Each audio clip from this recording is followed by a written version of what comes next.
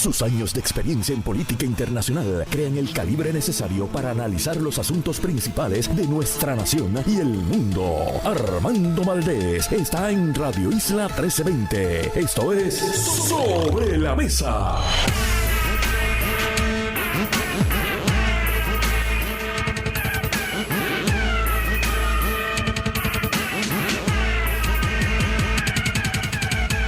Buenos días, Puerto Rico. Soy Armando Valdés. Usted escucha Sobre la Mesa por Radio Isla 1320. Hoy en Sobre la Mesa estará con nosotros Federico de Jesús, nuestro corresponsal en Washington, y José Yello Ortiz Daliot, líder soberanista, quienes los dos estarán analizando todo lo que está pasando en Estados Unidos y Washington en relación con Puerto Rico, precisamente en momentos en que se discute la posibilidad de que finalmente, después de tanto nadar, nos quedemos a mitad de camino y no se ha aprobado el proyecto de ley alegadamente de consenso, pero el consenso entre quienes consensuaron se derrumbó y ahora hasta quienes habían sido autores de la medida han decidido no apoyar el proyecto, así que difícilmente llegue a feliz término este proceso. Veremos qué ellos opinan. Incluso a Federico de Jesús hasta se le ha señalado como uno de los responsables para que el proceso esté detenido. Veremos qué él opina acerca de toda esta controversia. Además estará con nosotros Agustín Irizarry, ex representante del interés público en la Junta de Directores de la Autoridad de Energía Eléctrica, y el planificador José Tato Rivera Santana estará con nosotros en el último segmento del programa. Todo eso y por supuesto, como todos los días de lunes a miércoles, estará con nosotros Marilu Guzmán, y junto a ella, ustedes y yo analizaremos todos los temas de hoy, 23 de agosto del 2022. Son las 8:02 de la mañana. Los asuntos del país tienen prioridad, por eso llegamos a poner las cartas sobre la mesa. Vamos a poner las cartas sobre la mesa de inmediato. Hay varios temas que quiero discutir en la mañana de hoy. Voy a estar tocando el futuro político de Pedro Pierluisi, particularmente a la luz de unos problemitas que está teniendo. Y fíjense, no me refiero a los problemitas que está teniendo con el contrato de Luma, sino que me refiero a unos problemitas que está teniendo con el desembolso de fondos federales. Recordemos que Pedro Pierluisi, toda su campaña fue: yo voy a poner el dinero a correr y vamos a conseguir la igualdad. Lo de la igualdad, yo creo que la gente está clara de que eso es una aspiración y cualquier cosa que se logre, bueno, pues santo y bueno. Y realmente a quien único motiva eso es a quienes viven obsesionados con el tema de lograr la estadidad para Puerto Rico, que oiga, quizás algún día será posible, pero no aparenta estar al alcance del pueblo puertorriqueño de inmediato, al igual que tampoco parece estar al alcance ni la libre asociación, ni la independencia, ninguna de esas cosas. Para la gente que vive obsesionada con esos temas, bueno, pues fabuloso. Tienen ahí esa discusión en Washington. De paso, yo soy quizás una de esas personas. Me encanta discutir el tema, pero tengo que reconocer que no toca la realidad de la mayoría de los puertorriqueños. El elemento de su campaña que sí tocaba esa realidad de la mayoría de los puertorriqueños era el asunto de los fondos federales. Ese dinero que llevaba atascado por tantos años, ya vamos para 5 años del huracán María, en apenas unos días.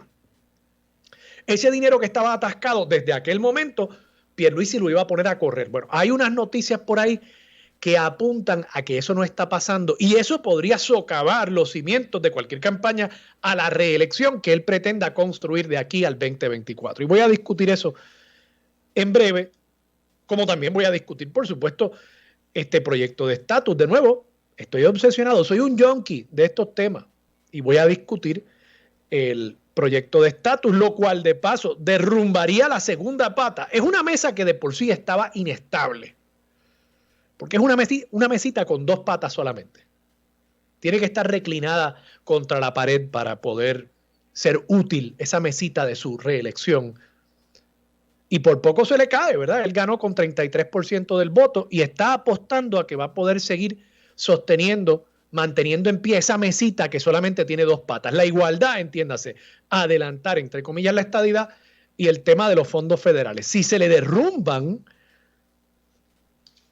esas dos patitas, si alguien coge un serrucho y acaba con esas dos patitas de la mesa, difícilmente el gobierno de Pedro Pierluisi pueda realmente aspirar a la reelección, ni hablar de todas las demás controversias que está enfrentando. Pero antes de eso, antes de toda esa conversación que voy a tener con ustedes, hay una noticia hoy que me ha dejado boquiabierto en la página, esta es la página 21 del periódico El Nuevo Día, la portada de la sección de negocios. Hacienda y el influencer Christian Agront negocian acuerdo de pago. Y digo que me deja con la boca abierta porque es que el descaro a veces de cómo se manejan estos temas, cómo los poderosos manejan estos temas con sus abogados poderosos y bien pagos, es algo que realmente ofende, insulta al pueblo de Puerto Rico, y es la razón, yo creo, por la cual muchas personas eventualmente o deciden irse del país o deciden incluso incumplir también con sus deberes y sus responsabilidades ante el Estado, porque es que ven que los que más tienen se salen con las suyas y pues pensarán que ellos también pueden hacer lo propio. Este individuo, Christian Agront, ustedes recordarán que con bombos y platillos, el Departamento de Hacienda, el secretario de Hacienda, Francisco Párez, anunció que estaba enfrentando cargos criminales por haber amasado una fortuna vendiéndole sueños a la gente. Y eso de venderle sueños a la gente, eso es lo que vende todo por ahí, ¿verdad? Hay productos que dicen que usted va a lucir más joven, que usted va a tener más potencia sexual. Hay montones de productos así que venden un sueño. Así que yo eso no se lo critico. Quizás critico a quienes no tienen suficiente ojo crítico para ver lo que él está haciendo y para ver que les está vendiendo algo totalmente imposible y a partir de eso, él enriqueciéndose. Pero bueno, de nuevo, hay mucha gente que hace eso, hay mucha gente. Y en Puerto Rico hemos visto otros casos que si los dinares, ¿cuánta gente no tiene en alguna gaveta en la casa dinares iraquíes esperando a que los dinares suban de valor? Bendito, van a esperar mucho tiempo, gente. Van a esperar mucho tiempo. Y así por el estilo, bueno, pues lo nuevo en los últimos años ha sido esto del foreign exchange, entiéndase, el intercambio de monedas de distintos países y el sacarle provecho a las variaciones que hay en el valor de esa moneda. Por ejemplo, hoy un dólar compra X cantidad de euros y X cantidad de dólares mexicanos, pesos mexicanos. Y en esas diferencias y en los cambios de valor, bueno, pues sí, hay personas que pueden hacer dinero en eso. Pero estemos claros, es un mercado de apuestas. Es como decirle a la gente, yo te puedo hacer rico en la mesa de blackjack. Es lo mismo. Es lo mismo porque Christian Agront, el influencer de YouTube, o sea, entiendan lo que estoy diciendo. Estamos hablando de que gente tomaba consejos financieros de un chamaquito en YouTube. Christian Agront, el influencer de YouTube, no tiene una bola mágica para ver el futuro.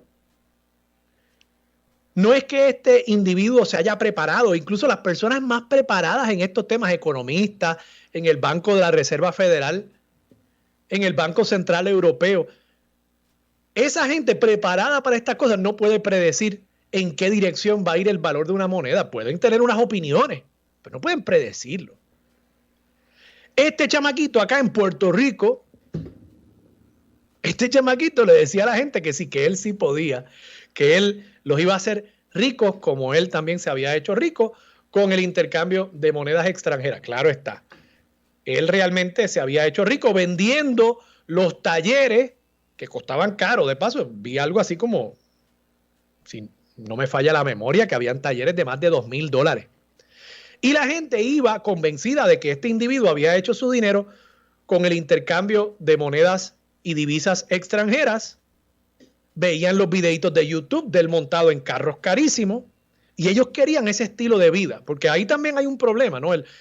La escala de valores de nuestra sociedad está totalmente corrompida por la idea de que ahora cualquiera puede ser una persona famosa, de que cualquiera puede ser un influencer, de que cualquiera puede acabar con un Bugatti en la marquesina. Y claro, eso es, pues, por su mismísima naturaleza, imposible. Es imposible. No todos vamos a acabar ricos. No todos vamos a acabar con un Bugatti en la marquesina. Y francamente, esa no debería ser la aspiración nuestra como seres humanos. Es una vida muy vacía la que se puede llenar con cachivache. Pero bueno, hay gente que le compró el cuento, hay gente que pagó por los talleres. ¿Y qué sucede? De nuevo, santo y bueno si él quiere vender sueños falsos y hacer dinero con eso, pero al Estado hay que pagarle. Y este individuo no quiso pagarle al Estado y ya lo han admitido sus abogados porque precisamente el licenciado Francisco Rebollo Casalduc, que es el representante legal de don Cristian Agront, dijo a la semana de haber sido notificado como si le hubiesen notificado, mire, usted tiene un boleto de tránsito en su licencia del vehículo. No le notificaron. A él le radicaron cargos. A la semana de haber sido notificado, dice, Batista Agront tenía radicadas todas sus planillas al día, planillas que no han sido aceptadas por Hacienda. O sea que ahora la responsabilidad de Hacienda. Imagínense ustedes la responsabilidad de Hacienda que no ha querido aceptar las planillas del pobre muchacho, que no las radicó pues, por inadvertencia. Esto es un descaro. Esto es un descaro y yo espero que le caiga todo el peso de la ley, porque si se sale con las suyas y de pronto eso de erradicar planillas es opcional hasta tanto a usted lo cojan, pues créanme que va a haber un problema bien serio en Puerto Rico con la erradicación de planillas. Porque pues, si un día le tocan a la puerta, pues ya usted sabe, por el precedente Agront Rebollo Casalduc, usted lo que tiene que hacer es salir corriendo al Departamento de Hacienda, erradicar las planillas y luego quejarse de que el departamento no ha querido aceptarlas. Eso del 15 de abril, eso es una sugerencia, eso no es un requisito. Eso es lo que significa esto. Y de nuevo, el dinero y el poder no se pueden salir con la suya. El que este muchacho tenga mucho capital, los carros que tenga, las casas que tenga, quisiera yo pensar que vivimos en un país que no le va a importar a un juez o a una jueza, que no le va a importar al Departamento de Hacienda y que sobre él va a caer todo el peso de la ley. Porque es un descaro que los que tenemos que erradicar, yo no sé ni cuántas planillas nosotros tenemos que erradicar en esta casa. Las personales, las de cualquier negocio, las de servicios profesionales, las del IBU, la patente, el CRIM. Y así es en la mayoría de los hogares puertorriqueños, de la clase media, de la clase trabajadora, de la clase cumplidora. Así deberíamos llamarla, la clase cumplidora, la clase aguantona de este país. Y después vienen a decir que hay que retasar las propiedades porque, claro, no pueden coger al que metió la piscina, ¿verdad? El chamaquito este quizás. Una casa, le meten una piscina, le meten terraza. No pueden coger a ese o que no está radicando planilla. Ahora, a quienes sí estamos radicando planillas, pues claro, a nosotros es fácil aumentarnos las contribuciones porque ya estamos ahí transparentados ante el Estado, estamos desnudos. Y a nosotros nos aumentan las contribuciones, pero a estos bambalanes, a estos truanes que admiten, o sea, este individuo, digo, yo no sé si esto es parte de la estrategia legal, pero esto es una admisión de que no radicó las planillas. El caso está aprobado. Si usted salió corriendo a radicar las planillas que el Departamento de Hacienda había dicho que usted no había radicado, pues usted ha admitido que no radicó esas planillas. Game over. Pero bueno, veremos. De nuevo, espero que el resultado de esto sea hacer cumplir a todos por igual, porque no es justo que nosotros en la clase media, la clase cumplidora, la clase aguantona, tengamos que seguir pagando más y más, simple y sencillamente porque cumplimos con el Estado. Como nosotros radicamos nuestra planilla, a nosotros es fácil aumentarnos esa tasa que aparece en la página de instrucciones de la planilla. El que no radica, bueno, a ese es difícil ir a buscar los chavos de ese señor o de esa señora. Así que siguen sobrecargando a los que cumplimos. Y eso tiene que parar ya. Me parece que este caso podría ser uno ejemplarizante para demostrar que en efecto está parando. Termino este segmento con el tema que les anticipé. Les decía, Pedro Pierluisi, si ustedes analizan su campaña en el año 2020, la campaña completa era: yo voy a adelantar el tema de la estadidad y yo voy a poner a correr los chavos federales. He dicho en este programa, en columnas que he escrito, el que esté insatisfecho hoy con Pedro Pierluisi, muy probablemente es porque estaba insatisfecho con él desde el día de las elecciones en el año 2020. ¿Por qué? Pues un asunto de números. 2/3 partes, o sea, 7 de cada 10 puertorriqueños votaron por una alternativa que no fuera Pedro Pierluisi. Tan sencillo como eso. Pedro Pierluisi sacó solamente 3.3 de cada 10 votos que se depositó en urna en noviembre del año 2020. Y Pedro Pierluisi sigue siendo la misma persona que él dijo que era en la campaña. O sea, en ese sentido, yo creo que hay una honestidad refrescante de parte de la campaña de Pedro Pierluisi. Yo recuerdo la campaña aquella de Luis Fortuño, que Luis Fortuño ganó por pela, más de 1 millón de votos y 225,000 votos de ventaja sobre Aníbal Acevedo Vilá en el 2008. Luis Fortuño, por alguna razón que yo no entiendo, no sé si es que le compró el cuento al propio Aníbal, que hizo ver que estaba realmente en contienda cuando evidentemente no lo estaba. Pero quizás Fortuño se creyó aquel cuento y de pronto empezó a prometer. Y no sé si ustedes recuerdan los anuncios aquellos de una señora en el supermercado comprando una chuleta y tenía que poner a un lado la chuleta porque estaba muy cara y no podía pagar la luz. Y Luis Fortuño prometió: voy a bajar la luz, voy a bajar el agua, la chuleta va a estar más barata. Creo que no dijo lo de la chuleta, pero estaba implicado. Y Luis Fortuño se volvió loco prometiendo. Y eso fue parte de lo que causó eventualmente el colapso de su propia administración, el peso de todas esas promesas que había hecho durante la campaña en el 2008. Pedro Pierluisi aprendió la lección y él dijo: mira, yo no tengo que prometer mucho aquí. Yo voy a prometer, de nuevo, que voy a adelantar el tema de la estadidad y que voy a poner a correr el dinero federal para la reconstrucción de Puerto Rico, y eso va a implicar que va a haber actividad económica. Y con eso es suficiente. Fue suficiente para él ganar.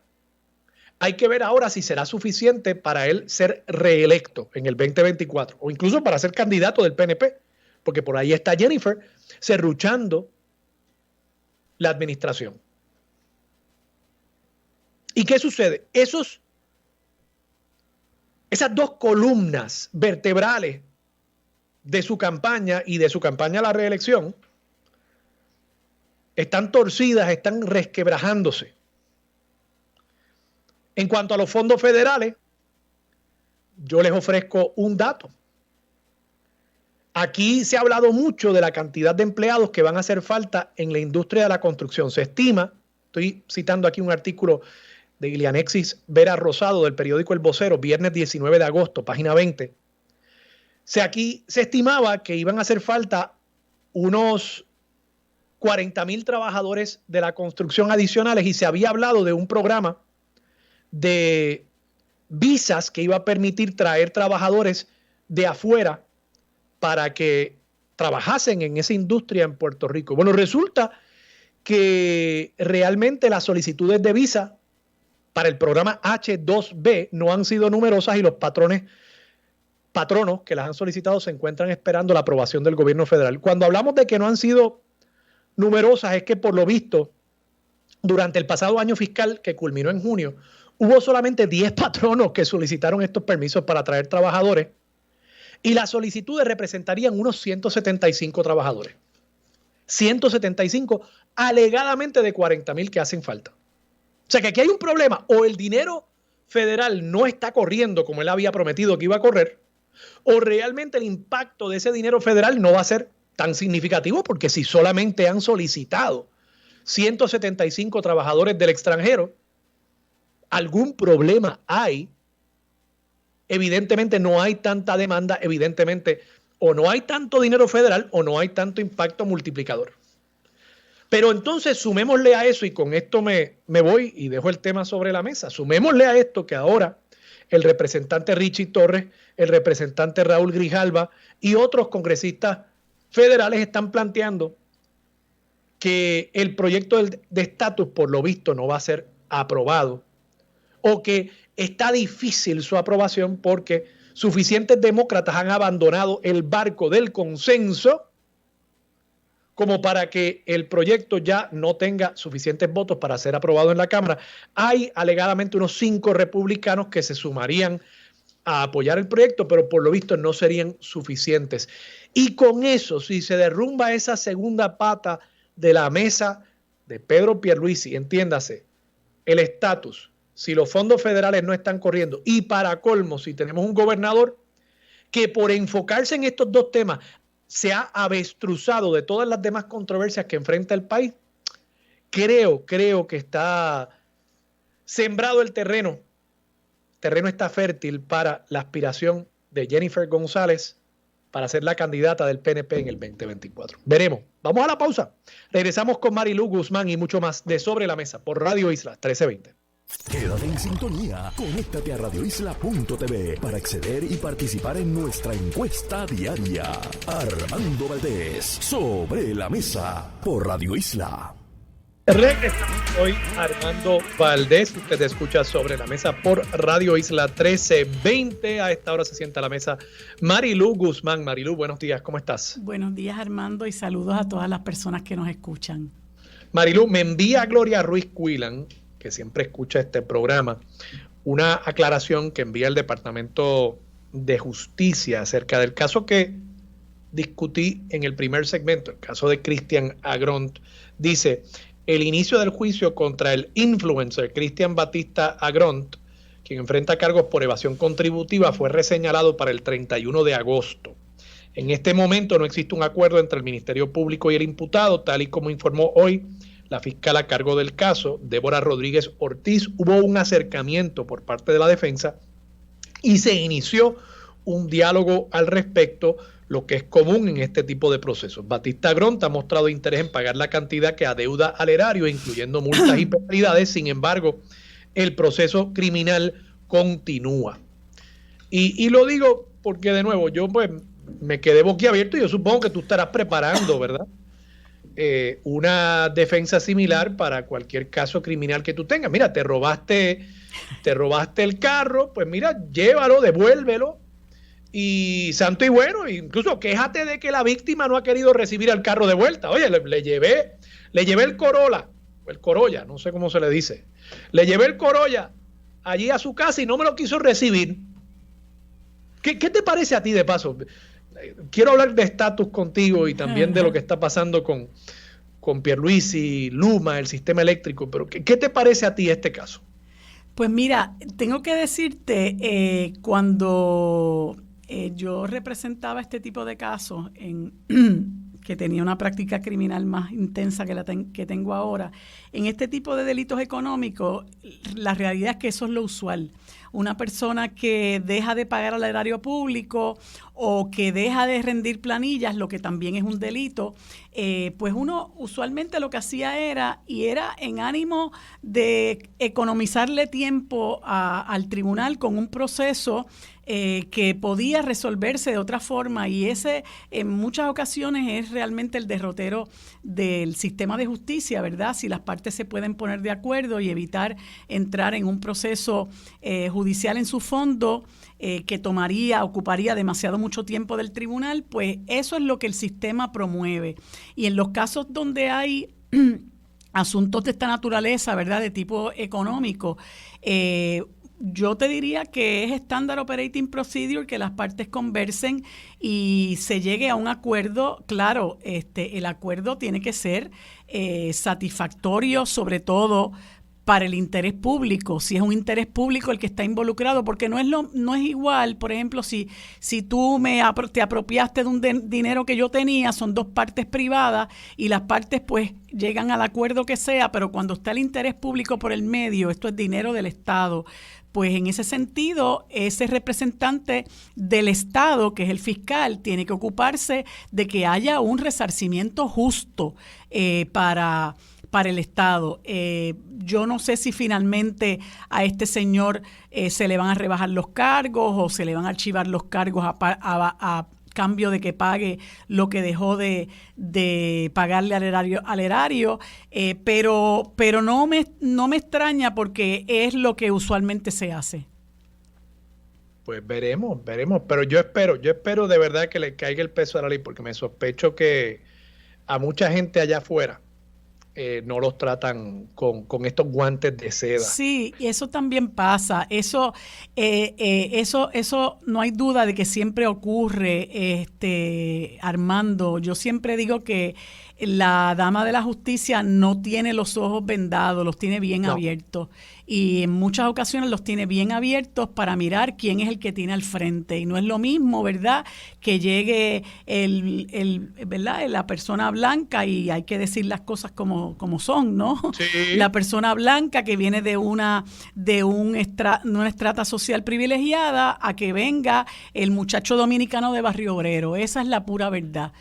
Nunca el sistema de justicia los va a tratar igual, y ahí esa es la importancia de que haya abogados comprometidos con la defensa de sus clientes, particularmente cuando son clientes que vienen de sectores marginales, ¿no?, que se ocupen de que también a esas personas se les haga justicia, o por lo menos se les dé un trato equitativo.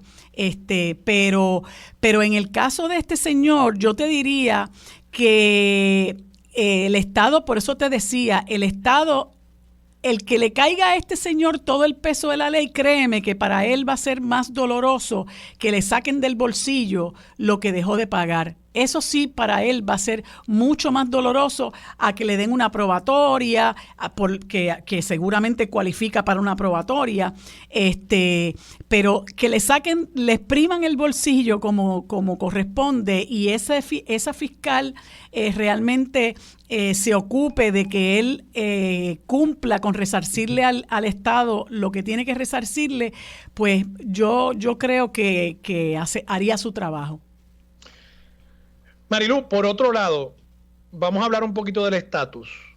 Por lo visto, el proyecto se está desmoronando, el consenso se está desmoronando, y hay un dato aquí que yo no había visto y sobre el cual te pido que pues le preguntes a nuestro amigo Federico de Jesús, que se sienta a la mesa durante la segunda hora. Dice José Delgado que en declaraciones recientes a Latino Rebels, que es un medio electrónico enfocado en temas latinos, Grijalva se mostró también pesimista de que pueda aprobarse legislación en pleno cameral, y quiso colocar la responsabilidad sobre el asesor senior del grupo Power for Puerto Rico, Federico de Jesús Febus, una de las organizaciones de la diáspora que ha presionado por cambios al proyecto de ley. ¿Qué te parece a ti? ¿Qué ha pasado con este proyecto? O sea, yo recuerdo cuando esto se anunció en mayo, había un consenso, había un borrador que parecía ser bastante final de la medida.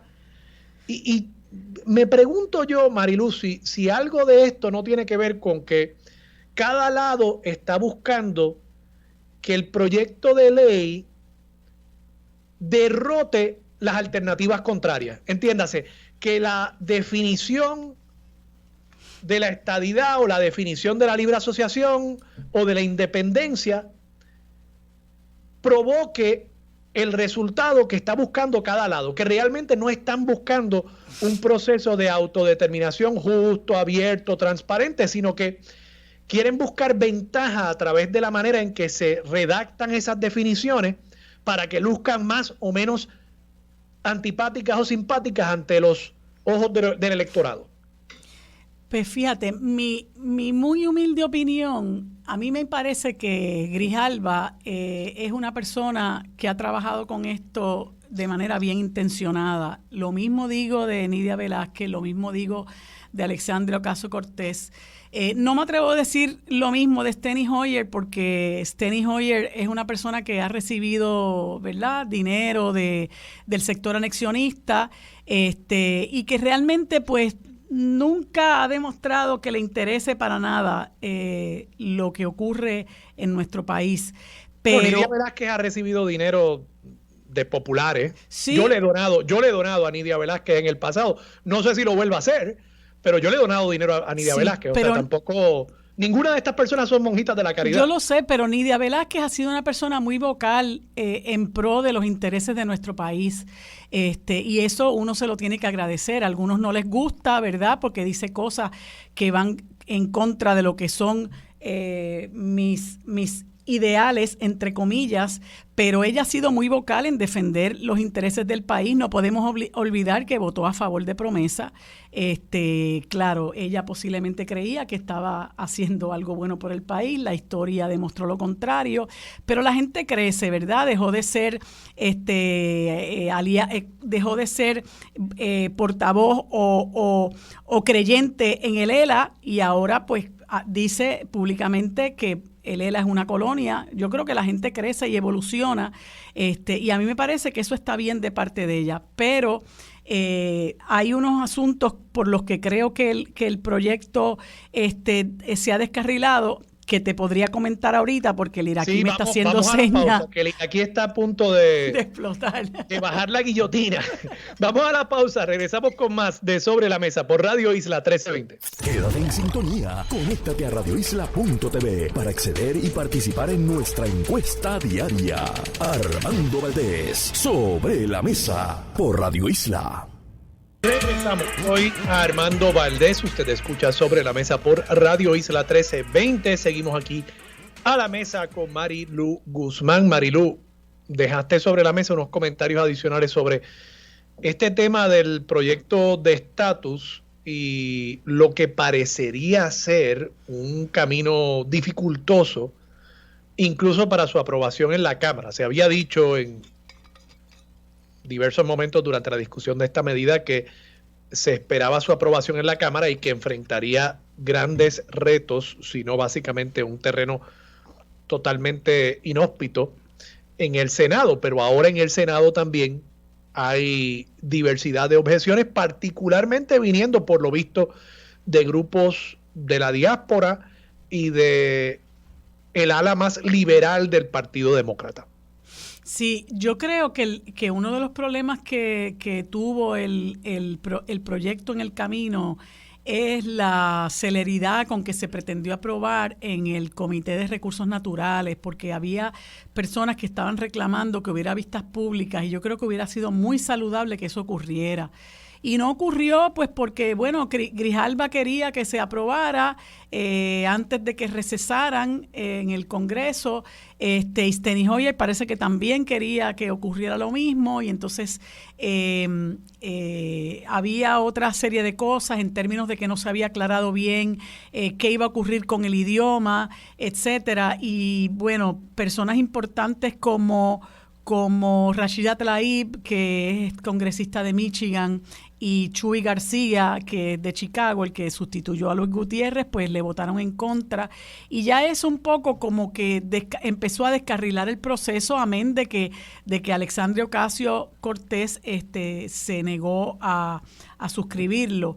Yo creo que eso unido al hecho de que, bueno, sectores importantes de la diáspora, como esta organización Power for Puerto Rico, que, bueno, tiene sus representantes en algunos de los estados de estos congresistas, pues quizás ejercieron su presión y lograron que ellos votaran en contra. Pero yo no creo que sea un asunto de que yo quiero menoscabar las aspiraciones del anexionista o menoscabar las aspiraciones del independentista. Yo creo que aquí hay un problema mucho más serio y es el hecho de que esa disposición de la autoejecutabilidad va a encontrar mucha oposición, resistencia en los sectores del Partido Republicano en el Senado, porque ahí hay gente que es profundamente antiestadista y que no van a querer aprobar ni apoyar un proyecto que dice que eso es autoejecutable. De hecho, eso fue una de las cosas que algunos planteamos en las vistas no, en la conversación que se tuvo con los congresistas aquí en el centro de convenciones, que eso era totalmente ilusorio, o sea, obligar a que tenía que ser autoejecutable, me parecía que era totalmente ilusorio, además de otras cosas que tienen que ver con el idioma, las repercusiones económicas de la estadidad, que tampoco se aclaraban en el proyecto. Y bueno, poco a poco, como dice este congresista Richie Torres, él dice, el proyecto tiene sus imperfecciones. Él está dispuesto a votar a favor porque entiende que es un paso adelante en el camino hacia la descolonización, pero él dice, tiene sus imperfecciones. Y yo creo que se hubiera nutrido el proceso de las vistas públicas, que lamentablemente no se celebraron. Así que ahora que comienza otra nueva sesión, habrá que ver qué finalmente ocurre. Pero esos mismos planteamientos no se podrían hacer también de las alternativas de la libre asociación y la independencia, entiéndase, que no se atiende el tema de las repercusiones económicas. Pues cualquier transición va a tener una repercusión económica, incluso mantenernos como la relación actual tiene repercusiones económicas. Eso no se atiende en el proyecto tampoco desde el punto de vista de libre asociación e independencia.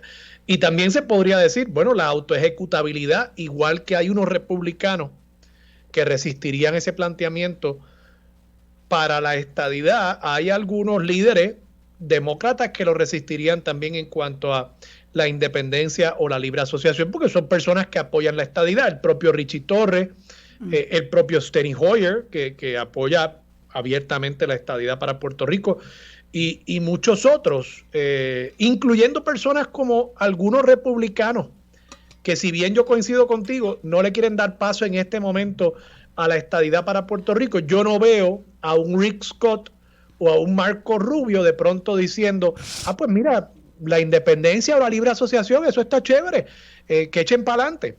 Entonces, me parece que el mismo problema o los mismos señalamientos se podrían hacer también en cuanto a las demás alternativas, ¿o no? Bueno, lo que pasa es que de las tres alternativas, la única que es un derecho inalienable es la independencia. Y si ganara la independencia, Estados Unidos quedaría en muy mala posición, negándole al país su libertad. Eso le quedaría bien feo para la foto, como dicen por ahí. Sí, la estadidad y la libre asociación son concesiones que ellos dan. No, mira, yo no quiero tener un tratado de libre asociación contigo, o no te quiero integrar a la Federación de Estados. Eso es prerrogativa de ellos. Pero si aquí ganara la independencia, ellos no se pueden negar a darnos la independencia, y quedaría muy mal, sobre todo llamándose el país que es el paladín de la defensa de los derechos civiles.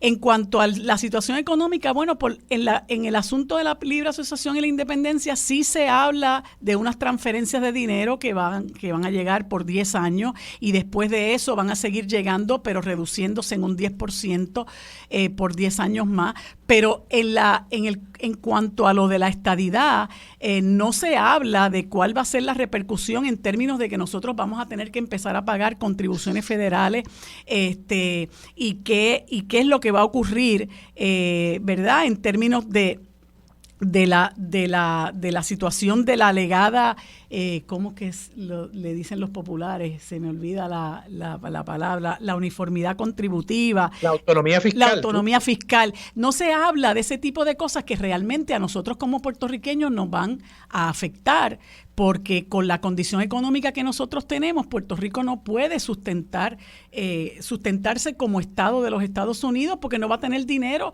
para pagar las contribuciones federales sin quedarse sin chavo para pagar las contribuciones del Estado como tal.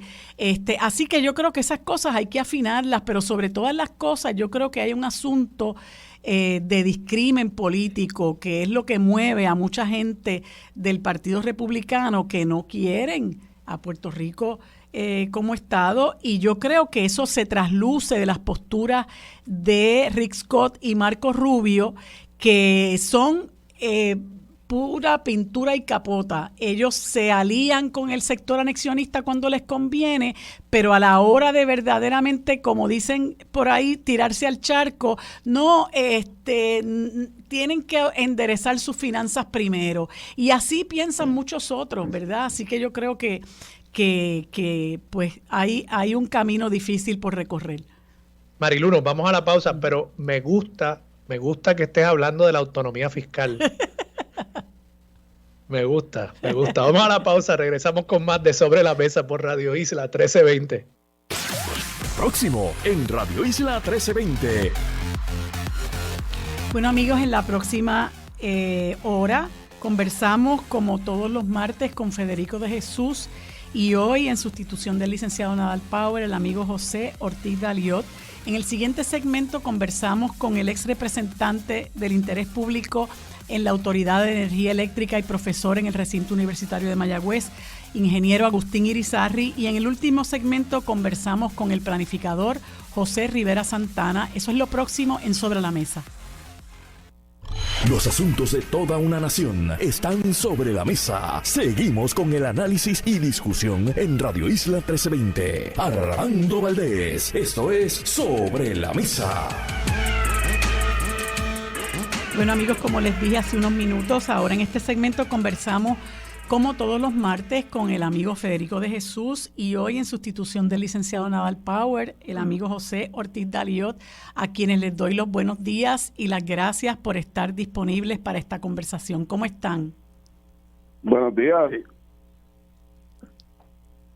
Buenos días a Federico y a ti, María Lourdes, y a todos los radioescuchas que nos escuchan. Qué bueno, gracias por estar aquí conmigo, Yello, me alegro que estés mucho mejor de salud. Gracias. Bueno, quería primero que todo hablar con ustedes cómo ven este asunto del proyecto de estatus que, bueno, según la entrevista que se le hace al congresista Richie Torres, pues no está muy optimista en que sea aprobada ni siquiera en el Pleno de la Cámara de Representantes del Congreso Federal. En un momento dado, pues eso como que se dio por descontado, pero ya como que la colina se está empinando un poco. ¿Cómo lo ven, verdad? En el sentido de si eso pues conllevaría un retroceso en la discusión del problema más que centenario del estatus de Puerto Rico. Y cuando Federico hable, pues me gustaría darle un privilegio personal sobre las expresiones que hace Grijalva, que parece que le da una gran importancia a que esto no se haya, ha destacado la labor de Federico para estancar, como quien dice, este proyecto. Déjame ver qué opina Yello. Bueno, María de Lourdes, yo creo que lo que va a decir Federico es sumamente importante, porque Grijalva le atribuye un gran peso al grupo que él representa, el Power for Puerto Rico, y le atribuye que ellos son los responsables por la cual el proyecto quizás no se apruebe. Yo concurro con las observaciones de Power for Puerto Rico en términos de que el proyecto debería de ser un mejor proyecto, debería de haber una mejor definición de la ciudadanía para libre asociación, debería haber mayor información sobre la estadidad, y un sinnúmero de otras variables que yo creo que puede mejorarse el proyecto. Tal y como dice Richie Torres hoy en el periódico, hay un sinnúmero de imperfecciones que tiene el proyecto que se deberían de poder corregir, pero ante la trascendencia histórica del proyecto, yo creo que es importante que el proyecto baje al hemiciclo y logre un voto a favor de parte de los congresistas en la Cámara de Representantes, solamente por lo que plantea el proyecto en términos de las opciones de estatus. Es el primer proyecto que se aprueba en una comisión del Senado, del Congreso de los Estados Unidos, que plantea cuáles son las verdaderas opciones de descolonización. Que estén mal definidas, pues claro, eso se necesita corregir, pero sabiendo de antemano que el proyecto en el Senado no va para ningún lado, el Congreso no va a atender este proyecto, no lo va a aprobar, por tanto el proyecto nunca va a ser ley. Sin embargo, establece una zapata importante para un proyecto en el 2023, y yo estoy muy optimista que los demócratas mantendrán el control del Congreso, particularmente todo lo que ha sucedido este año, tanto en el Supremo como en el ámbito político de los Estados Unidos. Así que yo prefiero empezar en el 2023 con un proyecto ya aprobado por la Cámara de Representantes y corregir las imperfecciones que señalan todos estos grupos de la diáspora y también los grupos de Puerto Rico, porque no son los únicos de la diáspora los que están atendiendo este asunto. Pero yo le veo un valor muy positivo al que el proyecto logre la aprobación en la Cámara, por lo que ya antes aquí planteé. Federico, y abórdame también la culpa que te está echando Grijalba a todo este proceso. Bueno, pues primero que nada, siempre un placer estar con ustedes, los radioescuchas, con Yello, contigo, con Marilú. Mira, no te oyes muy bien, Federico. Que esto se sucede de mi persona, sé que no han mencionado, pero pues me gustaría enfocar más en alguien como Alexandria Ocasio-Cortez, que vino a Puerto Rico cuando llegaron los congresistas a discutir el borrador y dijo que obviamente la naturaleza histórica del acuerdo preliminar se tiene que reconocer, y los avances verdad en la causa de la descolonización son obvias, y ellos lo menciona, pero como dijo Alexandria Ocasio-Cortez, si no hay vistas públicas, si no se permiten enmiendas, si no se aclara la definición de la estadidad con todas sus luces y sombras, pero entonces estamos hablando de una oportunidad perdida, un proceso incompleto, y francamente unas movidas de poder innecesarias de parte de Steny Hoyer, que es el líder de la mayoría, que es el que está detrás de esto.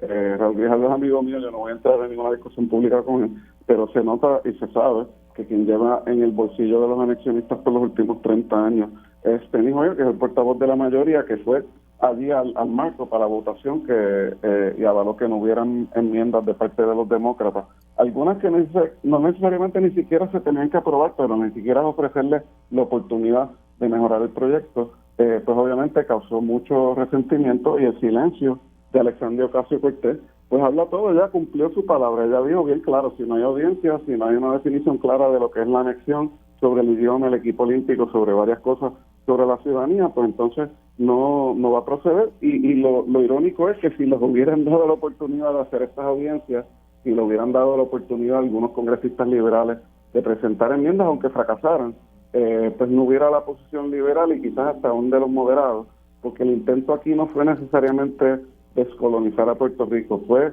resolver un problema del caucus demócrata, donde tenías el proyecto de Darren Soto por un lado de estadidad sí o no, y el de la Asamblea Constitucional de Alexandria Ocasio y Nidia Velázquez compitiendo en una guerra fratricida, y lo sentaron en un cuarto y le dijeron no, se acabó, esto se tiene que resolver, y esto no se trata del Estatuto de Puerto Rico, se trata de que ya no podemos tener una pelea entre demócratas.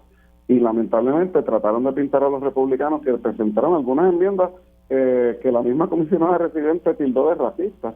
Trataron de pintar esto como demócratas y republicanos, cuando el Estatuto de Puerto Rico se trata de los puertorriqueños, no de los partidos de Estados Unidos, y pues le salió tiro por la culata. Si hubieran hecho las vistas públicas, le hubieran quitado razones a las Alexandria Ocasio-Cortez, a los Chuy García, a los Rashida Tlaib, y no les hubieran dado razones para oponerse. Todavía están a tiempo de hacer vistas que sean en español, accesibles al pueblo, que sea, ¿verdad?, los que van a ser afectados por esta decisión. Y si permiten enmiendas en el Pleno, yo creo que puede haber un proyecto bueno, un proceso justo, pero el Partido Demócrata, que es el partido de la inclusión y de los procesos democráticos abiertos, no se puede cerrar en cuanto a un tema de 124 años de colonialismo y decir que no van a haber vistas ni enmiendas, porque hasta en el proyecto Young hubo vistas públicas, no solamente vistas públicas, sino con traductores, y en Puerto Rico, que hasta Lolita Lebrón testificó en el Centro de Bellas Artes. Y negarle eso a los puertorriqueños a estas alturas en el siglo XXI, pues me parece que, de nuevo, es un proceso incompleto e innecesario, lo que ha llevado a esta roncha en el Partido Demócrata, que irónicamente este es el proyecto para resolver esa roncha. ¿Y tú crees que estamos a tiempo cuando comience la sesión esta en septiembre con todo esa concentración que van a tener en las elecciones de medio término? Estamos a tiempo, hubo tiempo, nada previene que Nancy Pelosi le ordene a su lugarteniente Semijonio de tener una regla abierta y bajar este proyecto con enmiendas. Todo lo que yo he escuchado es que quieren bajarlo sin ninguna enmienda en lo absoluto. Eso no pasó de nuevo ni en el proyecto Young, ni en el proyecto de Pierluisi que se aprobó en el 2010, ni en el proyecto del proceso de Bennett Johnson, que en 1990 se aprobó un proyecto unánimemente en la Cámara. No hay necesidad y las comisiones tienen la potestad de hacer audiencias y de convocarse antes de que empiece la sesión en septiembre. Y sí, va a ser una sesión de 2 semanas y media muy intensa, pero si no lo hacen, como dijo la misma congresista Nidia Velázquez, pues entonces están torpedeando su propio proceso y de nuevo, muy innecesariamente. Y bueno, Yello, la situación sería que entonces, como decía Federico, que se trató, ¿verdad?, de consensuar algo para evitar estas discusiones entre demócratas, ¿verdad?, porque por un lado estaba Darren Soto con el proyecto Estadidad sí o no, y en el otro lado estaba Nidia Velázquez con Alexandria Ocasio-Cortez con el proyecto 2070, pues es triste que terminen descarrilándose los tres. Pero yo le comentaba ahorita a Armando que me preguntaba si lo que estaba ocurriendo era que había un torpedeo de lado y lado con relación a cada una de las fórmulas, y la impresión que yo tengo, no sé cómo tú lo ves, es que hay una gran resistencia de parte del sector del Partido Republicano al asunto de la autoejecutabilidad de la estadidad, y eso lo presagió en un momento dado el Partido Independentista Puertorriqueño y una columna muy interesante que publicó el profesor Gorrín Peralta. Yo creo de verdad que eso es posiblemente una píldora venenosa que no permitirá a la larga adelantar el proceso. Yo concurro contigo, María de Lourdes. Yo creo que el problema de la píldora, de la cuestión automática de la estadidad, fue una píldora venenosa que va obviamente a matar el proyecto, particularmente en el lado republicano. Pero esa falla yo se la atribuyo totalmente a doña Jennifer González, que esa insistencia de ella de incluir esa cláusula en el proyecto de ley ha permitido que ningún republicano, quizás con algunas excepciones, apoyen el proyecto. En la comisión no logró ni un voto republicano, o sea, sus propios colegas de partido no los pudo convencer, y eso no los pudo convencer por insistir en esa disposición en el proyecto sobre la estadidad, que para mí obviamente es inaceptable y debería de eliminarse del proyecto. Pero no obstante, el proyecto todavía tiene un significado y un valor histórico mirando de cara al futuro sobre cuáles son las opciones verdaderamente de descolonización, y el que no se logre una aprobación en la Cámara podría mandar una señal equivocada a muchos congresistas que ingresan por primera vez y otros que regresan en el 2023, y esperemos que haya un proyecto nuevo en el 2023 que obviamente atienda las deficiencias de este proyecto. Y Federico, ahora que se acercan estas elecciones de nuevo término, que te estaba diciendo que posiblemente en esto sea que concentren los congresistas, se venía diciendo hace algún tiempo de la probabilidad de que el Partido Republicano se alzara con el control de la Cámara y el Senado. ¿Cómo tú ves la cosa al día de hoy, sobre todo con esta situación que se está dando de las vistas públicas sobre lo ocurrido en enero 6 del 2021, la situación que está enfrentando Donald Trump y una serie de procesos judiciales que se están dando contra contra el supremacismo blanco que él se dio a la tarea, ¿verdad?, de alimentar y de exacerbar en Estados Unidos. Pues mira, antes de mi análisis de los midterms y las elecciones de Estados Unidos, para cerrar el tema de estatus conectando con eso, creo que, ¿verdad?, para enfatizar los detalles de este proyecto son importantes, porque yo coincido con Yayo, esto va a ser un referente histórico, pero no creo que sea meramente una cuestión teórica, porque como reseñó el Nuevo Día en una entrevista al gobernador del 33%, hay una ley que se firmó cuando Wanda Vázquez era gobernadora, la de los cabilderos electos, y la que le permite al gobernador convocar un plebiscito por orden ejecutiva y definir las opciones por orden ejecutiva. Y creo que si el proyecto no se mejora, no se atienden las deficiencias, pues entonces el gobernador lo va a usar de referente para justificar un plebiscito criollo y nuevamente entrarnos en una encerrona y usarlo de legitimidad. Así que si no se hace bien, entonces se le está dando nuevamente la zapata a un gobierno anexionista para volver a manipular un plebiscito, y por eso es que los detalles importan. Sobre lo de las elecciones en Estados Unidos, pues yo creo que es bien importante, verdad, que todavía esto está en juego. Hace unos meses pues nadie le daba ninguna oportunidad a los demócratas. Yo creo que ahora mismo se ve como que el Senado se puede retener en manos demócratas, y la Cámara, la situación ha mejorado, pero todavía las encuestas demuestran que los republicanos ganarían. Pero ha mejorado, y verdad, esa es una tendencia que no se veía antes, pero todavía es temprano. O sea, si la inflación mejora, si los precios del petróleo se estabilizan, si el tema del aborto sigue, porque hay estados que siguen prohibiendo el aborto y siguen habiendo incidentes horribles, que eso, verdad, ha energizado a la base demócrata, a tal grado de que en el estado tan conservador de Kansas hubo un referéndum y el pueblo de Kansas rechazó prohibir el aborto en ese estado. O sea que eso se ve bien. Pero creo que pasó todo lo contrario en Indiana, Federico. Creo que en Indiana pasó al revés. Ya no fue por referéndum. Ah, ¿no fue por referéndum? Fue una ley que se aprobó. En vigor. Ah, ok. Sí. Así que nada, pues yo creo que todavía es temprano predecir que los demócratas van a retener las mayorías, pero se ve positivo para ellos en el Senado, y en la Cámara todavía está en juego, pero las encuestas demuestran que hoy los republicanos ganarían, pero por escaso margen, así que todavía es temprano. Esa es la situación como yo lo veo ahora. Y se da esta situación también de Liz Cheney, que bueno, que perdió las primarias en Wyoming, y que, pues, contrario a lo que se esperaba, pudiera surgir como una figura importante en el Partido Republicano, representando a un ala más liberal, menos troglodita. Eso, Federico, ¿tú crees que tenga algún efecto ahora en esas elecciones? Bueno, vamos a dejar bien claro que los Cheney son las personas más de derecha que tiene Estados Unidos, gracias a Dios, que por lo menos creen en la democracia y que no deben de haber golpes de Estado internos, pero son gente de derecha. Ellos sí tienen y van a tener un super PAC para tratar de evitar que Trump sea el candidato. Yo creo que esto del allanamiento en Mar-a-Lago ayuda a corto plazo a Donald Trump y le hace daño al Partido Republicano, porque entonces enfoca toda la atención en todas las movidas judiciales y los crímenes potenciales que él ha cometido.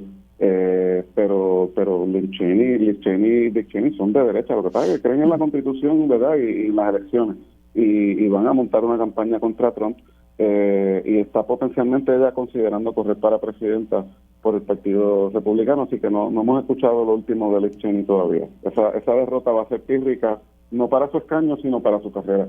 ¿Sino para qué? Para su carrera. Yo creo que ella todavía tiene un futuro político que no sabemos bien en dónde va a terminar, pero que no se va a terminar en un escaño congresional. Sí, y estoy viendo que, bueno, hay como una efervescencia al interior de los Estados Unidos. Se ve el país en muy polarizado, principalmente por esta situación que está ocurriendo con Donald Trump, ¿verdad? Y una persona que está enfrentando diferentes procesos judiciales por diferentes cosas, pero que no hay duda que se ha proyectado pues como una persona que sencillamente es un delincuente, es una persona que no le importa, ha abusado de su poder, ¿verdad? Y es lo que más o menos uno puede ver con este proceso del allanamiento en su casa de Mar-a-Lago, las situaciones que se están dando con estas vistas del 6 de enero, etcétera. Y te pregunto, Yello, ¿tú crees que nosotros como puertorriqueños que estamos inmersos en esta discusión del estatus, el hecho de que veamos a Estados Unidos como yo lo veo, ¿no?, en términos de una decadencia de su democracia, pueda ayudar de alguna manera a que el puertorriqueño, ¿verdad?, avive el seso y despierte, como dice, ¿no? Que entienda que bueno, que es realmente problemático uno insertarse en ese país como parte del país, y que el asunto de la igualdad pues es realmente una retórica un tanto hueca. Bueno, yo tengo una gran confianza en el puertorriqueño, de que obviamente entienda lo que está sucediendo en Estados Unidos, porque es bastante confuso si tú no eres un lector ávido como nosotros tres, de que estamos pendientes de todo lo que sucede en la política norteamericana. No todos los puertorriqueños tienen esa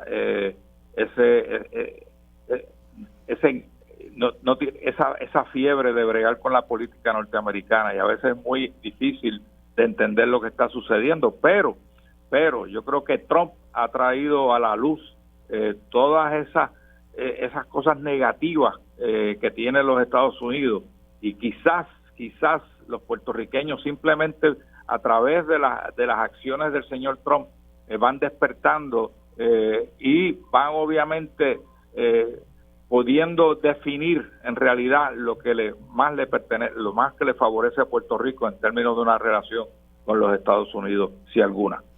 Y en términos de la diáspora, Federico, tú que eres representante de la diáspora y trabajas activamente en el Congreso, ¿cómo tú has visto evolucionar, verdad, a esa diáspora puertorriqueña, que yo sé que es diversa, que hay, ¿verdad?, personas que piensan de diferente manera, igual que la vemos aquí, pero la diáspora activa, ¿cómo la ves en términos de cuál debe ser el destino final del país, o de su interés en insertarse, en buscar soluciones para que Puerto Rico realmente se encamine hacia un proceso de justicia social y de descolonización?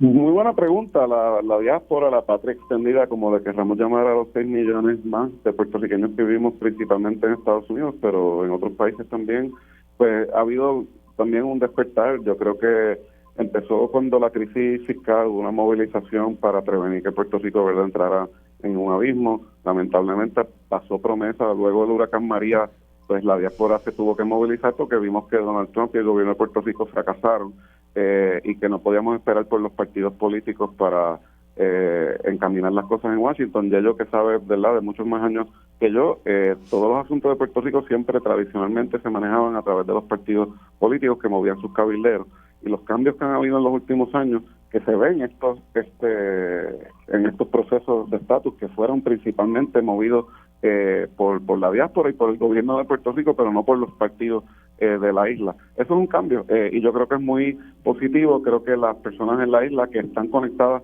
con la diáspora, que han colaborado en estos procesos, saben, pero como dice ella, todavía eso no es un proceso que ha calado profundamente, yo creo que en la isla, porque es un cambio, no depender de los políticos de la isla para todo. Yo creo que también es en sintonía con lo que está pasando en la isla de apoderamiento, ¿verdad?, de las luchas diarias de la gente, que no siempre ven la conexión de Luma con el colonialismo y la Junta y las políticas en Estados Unidos, aunque todo está conectado. Y verdad, y eso de tener las riendas en nuestras propias manos es lo que la diáspora ha aprendido, pero también lo ha aprendido de la autogestión en la isla, y yo creo que ese círculo se tiene que seguir alimentando, y es muy positivo, no solo para las cuestiones del colonialismo, sino para las luchas que hay que dar por Medicaid, por la paridad de fondos federales, por mayores herramientas de desarrollo económico, autosuficiencia, y yo creo que eso es muy positivo y se refleja en lo que está pasando en los desarrollos políticos.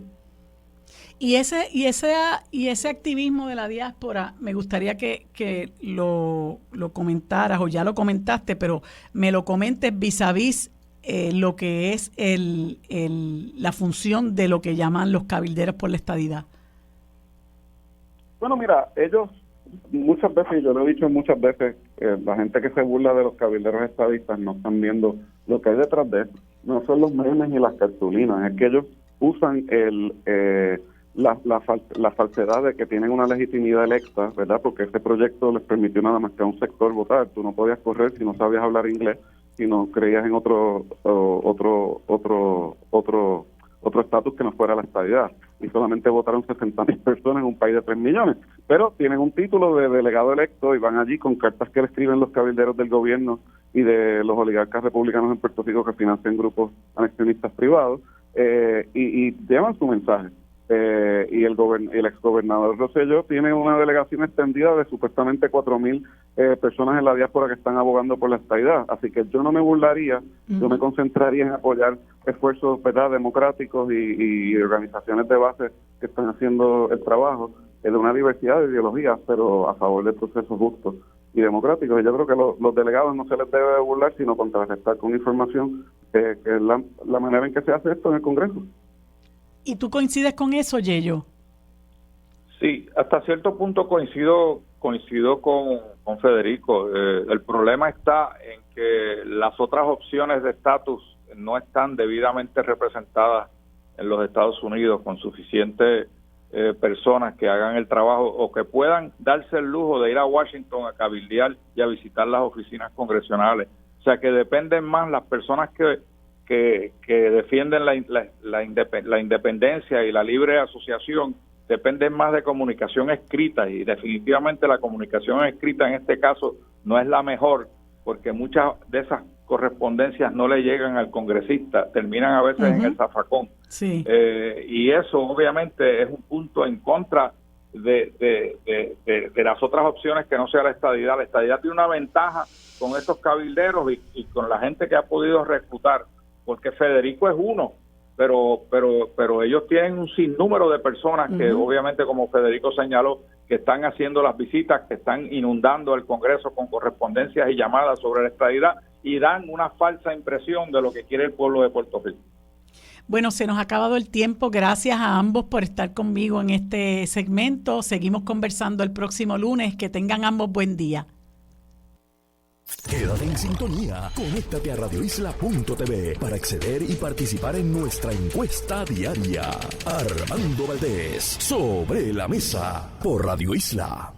Bueno, amigos, como les indiqué al comienzo de esta última hora, ahora conversamos con el ingeniero eléctrico Agustín Irizarry, ex representante del interés público en la Junta de Gobierno de la Autoridad de Energía Eléctrica, a quien le damos la bienvenida y las gracias por estar. Buenos días, ingeniero. Buenos días, gracias por la invitación. Pues muchas gracias a usted por aceptarla. Ingeniero, quisimos conversar con usted sobre este tema de Luma porque nos parece que usted es una voz más que autorizada para hablar de este tema y en días recientes el periódico El Nuevo Día cita unas expresiones suyas con referencia a las ejecutorias de Luma Energy y se le cita particularmente diciendo Luma se ha colgado.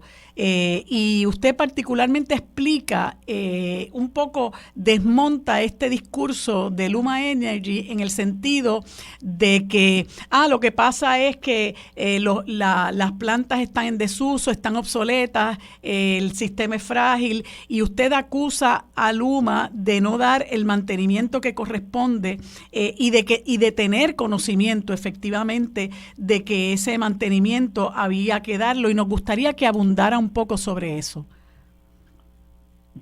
Bueno, si lo que queremos hablar de tecnología, podemos decir que la tecnología que tenemos en Puerto Rico, el sistema eléctrico, fue diseñado en el siglo pasado, igual que todos los sistemas eléctricos en este planeta. Los sistemas eléctricos que funcionan con esa tecnología es porque se le da mantenimiento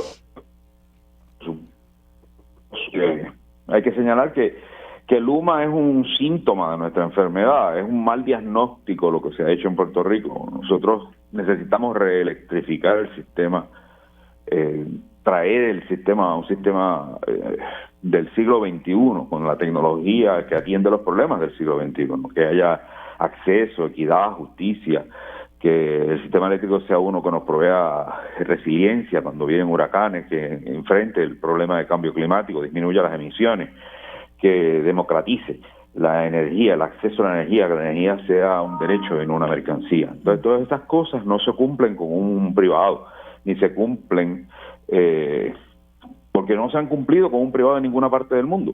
El modelo de mercancía, que es el que trae el privado, pues no lleva a alcanzar esas metas. Hace falta una corporación pública con un mandato de reelectrificar el país con tecnología que cumpla nuestros objetivos del siglo XXI. El contrato de Luma es malo, y si Luma cumpliera perfectamente su contrato, que no lo está haciendo, porque no da pie con bola, si lo hiciera nos llevaría a tener un sistema eléctrico del siglo XX. Nosotros necesitamos un sistema eléctrico del siglo XXI que atienda a los problemas y los retos del siglo XXI. Así que Luma tiene muchas excusas, poca efectividad en su ejecución, pero aún si ejecutara perfectamente lo que describe el contrato de Luma, es un regreso a un sistema eléctrico del siglo XX. Y que mucha gente se pregunta, cancelamos el contrato de los 18 meses, el contrato suplementario, ¿qué hacemos? Volvemos a lo mismo. Y eso tiende a ser un discurso, ¿verdad?, para desalentar que realmente salgamos de Luma, que se cancele el contrato, de usted tener la oportunidad de hacer una propuesta, ya que nos ha dicho que hay que hacer un sistema eléctrico del siglo XXI. Específicamente, ¿de qué estamos hablando? En Puerto Rico funcionó perfectamente crear una corporación pública, darle el mandato de electrificar el país. Eso fue lo que hizo la Autoridad de las Fuentes Fluviales. Lo hizo en tiempo récord, lo hizo con mano de obra y pensamientos y ingeniería, entrenamiento de puertorriqueños, lo hizo excelentemente bien. Hay que hacer lo mismo, hay que crear una corporación pública con un mandato de reelectrificar el país utilizando los recursos que poseemos, el sol, los techos que tenemos, que haya energía distribuida, que permita electrificar la transportación y que tengamos carros eléctricos con energía solar, que utilicemos la energía como un derecho, que toda instalación en residencia se considera una instalación crítica, de suerte que todo el mundo en Puerto Rico tenga electricidad inmediatamente después de un huracán. Tenemos la tecnología y somos capaces de hacer eso. De hecho, hemos hecho estudios, hemos simulado el sistema eléctrico, el que tenemos hoy con todas sus deficiencias, y sabemos que podemos alcanzar el 75% de la energía con energía solar distribuida y almacenamiento. Eso lo hemos hecho desde el grupo de Queremos Sol. Así que nosotros, y se lo hemos presentado al negociado de energía, a la Autoridad de Energía Eléctrica. Entonces, sabemos lo que hay que hacer porque ya lo hicimos, y lo hicimos con éxito. Es una corporación pública que no esté intervenida por los partidos políticos, que fue lo que envenenó el pozo, lo que causó el problema con la Autoridad de Energía Eléctrica. La intervención partidista es el cáncer que acaba con las corporaciones públicas. Los políticos que crean ese veneno, que intervienen políticamente las corporaciones públicas, después no son capaces de aceptar sus errores y entonces reclaman lo que no es, demonizan a la corporación pública, a la gente que trabaja allí, y dicen, no, la culpa es porque el problema es que público, privado es mejor. Eso no es cierto. Y que cuando usted dice que le han presentado al negociado de energía estas propuestas que se ¿verdad?, se basan principalmente en lo que presenta Queremos Sol, ¿cuál ha sido, verdad, el curso de acción de parte del negociado de energía con relación a estas propuestas? El negociado de energía recibió la información que le presentamos y no ha hecho nada más. Siguen por sus acciones, no por sus palabras, por sus acciones. Parece que el negociado de energía piensa que la energía solar tipo finca, que ocupa los terrenos agrícolas, es igual que la energía distribuida en nuestros techos, y no es igual. No lo es, porque cuando viene un huracán, el sistema de transmisión se cae, el sistema de distribución se cae, y nos quedamos igual en energía, venga de una planta fósil o venga de un sistema fotovoltaico grande instalado en una finca. Así que no es lo mismo, aunque sean paneles solares, no es la misma despliegue de la tecnología. No parece que el negociante de energía acabe de comprender esa diferencia y eso no está basado en estudios, está basado en la experiencia del huracán María. Nosotros enfatizamos mucho la diferencia que existe entre estar comprándolo a un privado y tú depender de contratos que muchas veces tienen escaladores, que lo que hace es que el precio de la energía solar aumenta cuando debería estar bajando. Hacer tu propio sistema, instalar los techos de nuestras casas. Negocios de energía siguen hablando de gasificar, cuando sabemos que el precio del gas metano, el llamado gas natural, mal llamado gas natural, está altísimo debido a las condiciones de mercado. Hay una guerra en Europa, los rusos son malos y entonces no se le compra el gas ruso se va a vender a China, a India, a Suráfrica, y entonces ese gas es reemplazado por gas que sale de los Estados Unidos. El precio del gas de los Estados Unidos, originalmente antes de la guerra estaba a unos $3 por millón de BTU, ya excede los $8 por millón de BTU. El precio de la electricidad en Estados Unidos, cuando se genera con gas, se ha multiplicado por 2 o por 1.5. Aquí quienes se han beneficiado grandemente es los que venden gas en los Estados Unidos. Ese gas lo querían vender en Puerto Rico, ya no se vende en Puerto Rico. Hay una planta que recibe gas en el norte, ahí en la Central San Juan, que no tiene ningún permiso. Sí, y ni siquiera le dieron New Fortress, no tiene ningún permiso ni de FERC, de nadie.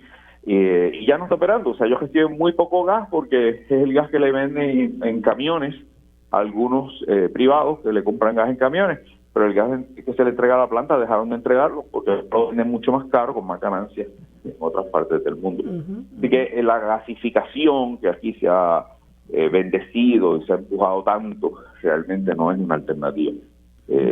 Nos queda movernos en forma asertiva a sistemas solares distribuidos, que es lo que está haciendo el país. En Puerto Rico se están instalando, desde la Universidad de Puerto Rico Mayagüez estamos estimando entre 7 y 8 mil instalaciones mensuales. Luma habla de 1.200, porque esas son las solicitudes de medición neta. Ellos confunden una cosa con la otra.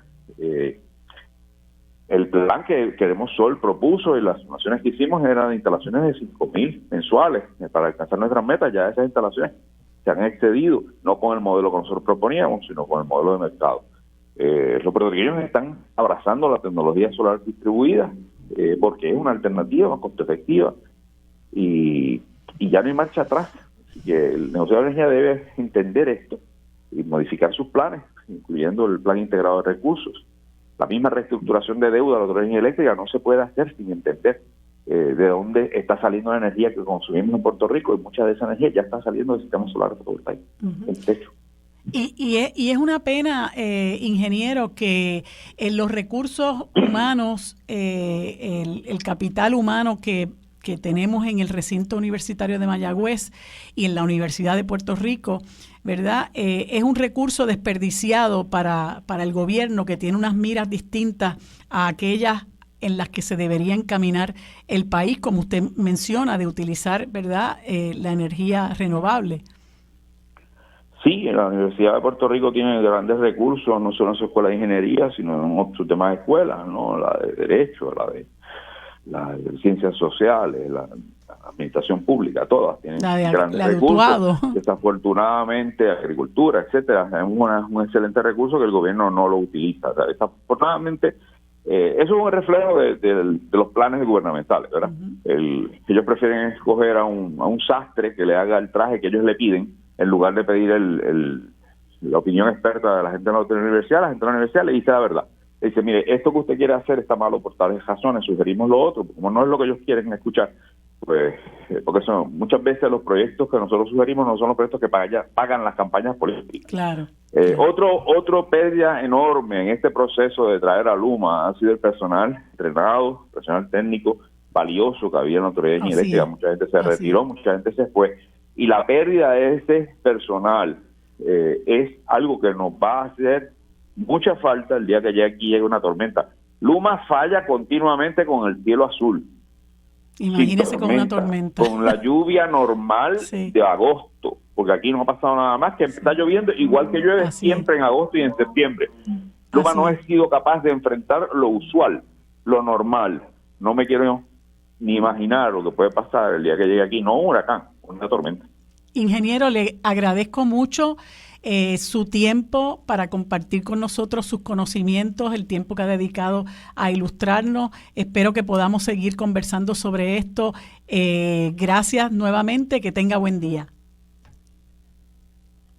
Quédate en sintonía, conéctate a radioisla.tv para acceder y participar en nuestra encuesta diaria. Armando Valdés, sobre la mesa, por Radio Isla. Armando Valdés, esto es Sobre la Mesa. Bueno, amigos, en este último segmento conversamos con el amigo José Rivera Santana, planificador, a quienes le damos los buenos días. Saludos, Tato, ¿cómo te encuentras? Muy bien, Marilu, gracias por la invitación a estar en tu programa. Pues Tato, te había invitado porque el semanario Claridad está promoviendo un conversatorio muy interesante sobre un asunto que está afectando a muchas comunidades a lo largo y ancho del país, y es el asunto del desplazamiento que se suscita como resultado directo de la implementación en Puerto Rico de lo que llamamos la Ley 22, hoy Ley 60, que le ha permitido a una serie de inversionistas no residentes venir a Puerto Rico a montar sus negocios con cero pago de contribuciones y con unos privilegios que les han permitido pues hacerse por su capacidad económica, ¿verdad? Y su gran poder adquisitivo, hacerse de propiedades para explotarlas y en el camino, ¿verdad? Pues desplazan a las comunidades que habían estado viviendo en esos lugares. Y ese conversatorio, pues, se va a celebrar el próximo jueves y nos gustaría que nos hablara sobre qué va a ocurrir allí. Pues mira, el conversatorio, como tú muy bien has dicho, se va a celebrar este jueves, pasado mañana, en el Conservatorio de Música, en el Teatro del Conservatorio de Música, a partir de las 7 de la noche. Y las personas que están interesadas pueden acceder a prticket.com para que obtengan su boleto de entrada. Se solicita una aportación, pero las personas que no tengan los ingresos para poder aportar a la misma, pues pueden entrar sin necesidad de tener que hacer esa aportación. La importancia de este conversatorio y de este foro es que vamos a atender un tema que, como tú mencionaste, ha estado en la discusión pública en los últimos años y en este último año con mayor intensidad, porque se ha acelerado el proceso del desplazamiento y los casos ya específicos y concretos de cómo se está manifestando esta sustitución de población, en algunos casos, que tiene que ver por razones socioeconómicas, pero que en el fondo también tiene que ver por razones nacionales. Es decir, aquí no solo se está desplazando a la gente porque tienen bajos ingresos o porque tienen limitaciones económicas, sino que se están desplazando por ser puertorriqueños y puertorriqueñas, porque quienes están sustituyendo a las personas desplazadas son personas, como tú señalaste, inversionistas extranjeros. Y claramente estos temas van a estar eslabonados en ese conversatorio. Mencionaste la Ley 60, o lo que se conocía como la Ley 22, pues hay muchos otros elementos legales y factores socioeconómicos que han estado fomentando que esto se siga incrementando. Por ejemplo, para mencionarte algunos, estos inversionistas que llegan a Puerto Rico mediante estas exenciones contributivas tan generosas, que realmente lo que se está haciendo es dándole a personas que son evasores contributivos legalidad. Pues estas personas llegan a Puerto Rico no solamente porque tienen esos atractivos de esas exenciones contributivas y de los créditos contributivos, sino además porque tienen unas expectativas de que pueden construir y hacer lo que ellos les parezca en las propiedades que compren.